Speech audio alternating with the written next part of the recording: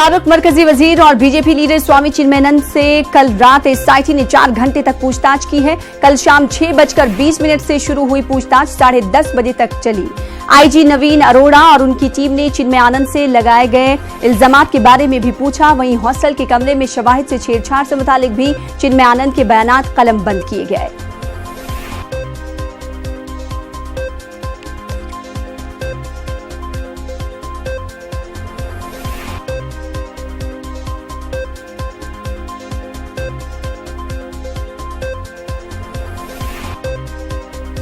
वहीं कांग्रेस की general secretary Priyanka Gandhi Vadra ने बीजेपी लीडर स्वामी चिन्मयानंद के खिलाफ जिनसी हरासानी करने के इल्जामात पर उत्तर प्रदेश की योगी हुकूमत पर बड़ा हमला किया। प्रियंका गांधी ने कहा कि यूपी की बीजेपी हुकूमत ने वाजे कर दिया है कि खवातीन की हिफाजत इनके लिए कोई माने नहीं रखती।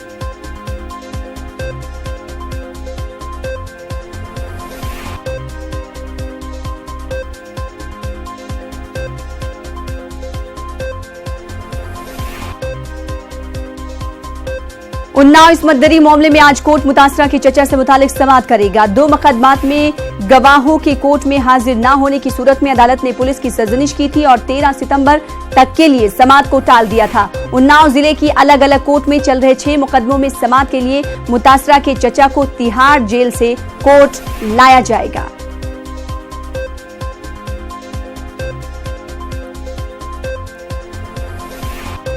पी चिदंबरम को ईडी की कस्टडी में भेजा जाए या नहीं, इस पर राउज एवेन्यू कोर्ट फैसला सुनाएगा। ईडी ने कोर्ट को साफ साफ लफ्जों में कह दिया है कि इन्हें फिलहाल चिदंबरम की कस्टडी नहीं चाहिए, क्योंकि आईएनएक्स मीडिया केस में दीगर 6 अफराद के खिलाफ जांच चल रही है और इन 6 लोगों की जांच पूरी होने के बाद ही चिदंबरम की कस्टडी कोर्ट से लेंगे। तो वहीं चिदंबरम के वकील कपिल सिब्बल ने कोर्ट से कहा है कि एजेंसी ने जानबूझकर चिदंबरम को तहवील में रखा है।